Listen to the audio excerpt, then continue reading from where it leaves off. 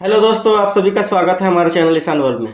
आज हम लोग क्लास 10th का 8 चैप्टर इंट्रोडक्शन टू ट्रिग्नोमेट्री पढ़ेंगे। ठीक है, तो सबसे पहले स्टार्ट करते हैं ट्रिग्नोमेट्री। ट्रिग्नोमेट्री को समझने के लिए हम लोग त्रिभुज समझते हैं। त्रिभुज क्या है? तीन भुजाओं से घिरा हुआ एक क्षेत्र होता है जिसको त्रिभुज कहते हैं। और त्रिभुज में हम लोग को जानना है समकोण त्रिभुज। तो समकोण त्रिभुज में क्या होता है? एक ऐसा त्रिभुज होता है जिसमें एक कोण जो होता है वो 90 डिग्री का होता है। ठीक है, एक कोण क्या हो? 90 डिग्री का। यहाँ पे देखिए ए बी सी जो है वो समकोण त्रिभुज दिया हुआ है। तो ए बी सी में बी एंगल क्या है? 90 डिग्री है। ठीक है, तो ये बी एंगल 90 डिग्री है। तो इसको हम लोग क्या बोलेंगे? समकोण त्रिभुज। अब इसका कुछ गुण जान लेते हैं। तो समकोण त्रिभुज जहाँ 90 डिग्री होता है उसका जस्ट सामने वाला जो होगा वो हमेशा कर्ण होगा। ठीक है, क्या होगा? कर्ण होगा। और जिसको हम लोग एंगल मानते हैं, जैसे सी थी को हम लोग थीटा मान लेते हैं, एंगल मान लेते हैं, तो इसका सामने वाला जो होगा वो हमेशा परपेंडिकुलर होगा, यानी ऊंचाई होगा। और इससे जो लगा हुआ रहता है वो आधार होता है। ठीक है, एंगल को चेंज करने से परपेंडिकुलर और आधार में जो है वो चेंजिंग आता है। ठीक है, समझ गए? देखिए इसका थोड़ा सा डिफिनेशन दिया है। समकोण त्रिभुज जिसका एक कोण का माप ठीक 90 डिग्री के बराबर होगा।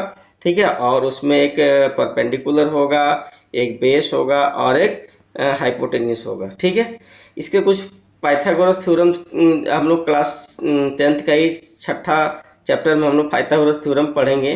तो पाइथागोरस नियम के अनुसार क्या होता है? कर्ण का स्क्वायर जो होता है वो आधार स्क्वायर प्लस लंब स्क्वायर के बराबर होता है। ठीक है, ये हम लोग बेसिक सा ये है, ये सबको जानता है, क्लास 8 वाला अभी लड़का जानता है और ये जानना जरूरी है। और एक चीज हम लोग जानते हैं कि त्रिभुज के तीनों कोनों का योग कितना होता है?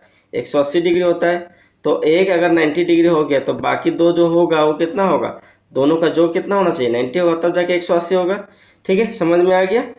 तो इस तरह से यहाँ पे हम लोग एरिया निकालना रहेगा, समकोण त्रिभुज का एरिया। तो एरिया जो होता है समकोण त्रिभुज का निकालना रहेगा, तो उसको हम लोग क्या बोलते हैं?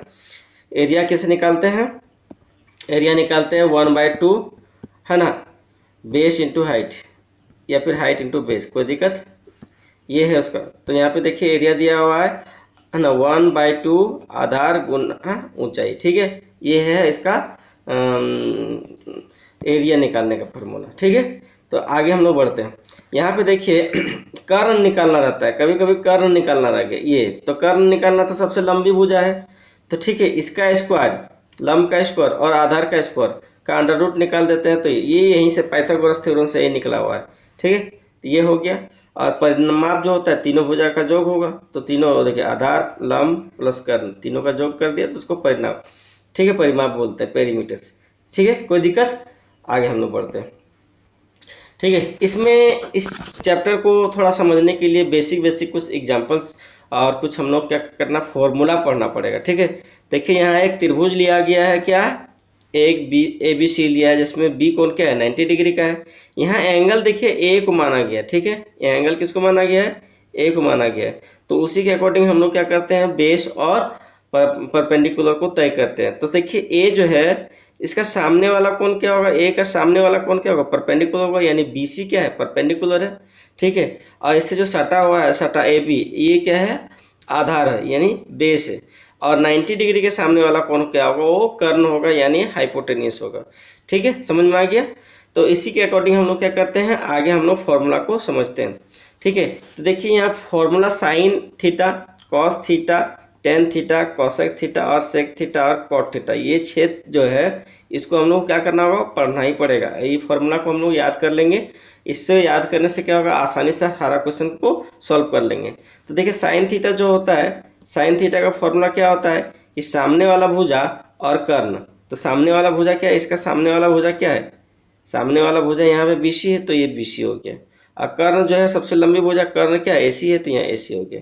ठीक है, इसको हम लोग शॉर्ट में देखिए कर्ण को एच बोलते हैं और परपेंडिकुलर देखिए बीसी को यहाँ अगर पी बोलेंगे तो इसको शॉर्ट में हम लोग क्या लिख सकते हैं? इसको लिख सकते हैं P/H। ठीक है, उसको हम लोग आगे देखेंगे, अभी हम लोग यहाँ पे सिर्फ ऐसे समझेंगे। ठीक है, क्लियर? दूसरा दूसरा कॉस थीटा। कॉस थीटा में क्या होता है? लगी हुई भुजा, मतलब सटा हुआ जो उसके साथ है, कोण के साथ जो सटा हुआ भुजा है। ठीक है, और बटा कर्ण। तो इसका लगा हुआ भुजा देखिए ए एंगल, यहाँ पे देखिए हम लोग ए एंगल को देखते हैं। ठीक है, तो एंगल ए के साथ लगा हुआ भुजा कौन है? ए बी है, तो ए बी हो गया। ठीक है, यहाँ पे ए बी हो गया और कर्ण तो ऐसी है ही। ठीक है, ये तीन को समझ में आ गया। दो को समझ में आ गया। अब हम लोग क्या करते हैं, तीसरा देखते हैं, टेन। तो टेन ए क्या है, ठीक है, टेन ए क्या है उसको आगे देखते हैं। तो देखिए टेन ए जो है इसमें क्या होता है ये सामने वाला भुजा, कोण का सामने वाला भुजा और इसके साथ जो लगा हुआ भुजा का अनुपात होता है, ठीक है। तो यहाँ पे देखिए सामने वाला भुजा क्या है, बी सी है, और इसके साथ जो लगा हुआ भुजा क्या है, ए बी है। ये हो गया हमारा टेन थीटा का, यानी टेन ए का फॉर्मूला। अब देखिए हमको और बाकी तीन को याद रखने का दरकार नहीं है, इसलिए क्योंकि ये तीनों का जस्ट उल्टा होता है। तो क्या उल्टा होता है, साइन का होता है कॉसेक, कॉस का होता है सेक, और टेन का होता है कॉट। मतलब क्या है कि सिर्फ उल्टा दो, ठीक है, सिर्फ उल्टा दो। साइन में क्या था, बी सी बटा ए सी था, तो इसको उल्टा कॉसेक में हम लोग क्या बोलेंगे, ए सी बटा बी सी, ठीक है।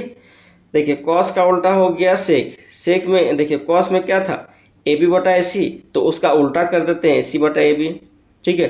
टेन में क्या था, बी सी बटा ए बी, इसका उल्टा कर देंगे क्या, ए बी बटा बी सी। तो ये हम लोग तीन को याद कर लेंगे तो तीन को ऑटोमेटिक हम लोग को आसानी से याद हो जाएगा। तो चलिए फॉर्मूला तो समझ में आ गया, आगे हम लोग थोड़ा सा और डिस्कस कर लेंगे। फॉर्मूला समझ में आ गया तो हम लोग क्वेश्चन पे डिस्कस करते हैं। तो चलिए थोड़ा सा एक बार रिवाइज कर लेते हैं, ठीक है। तो रिवाइज करते हैं। तो सबसे पहले क्या है, साइन ए। तो साइन ए में हम लोग क्या जानते हैं,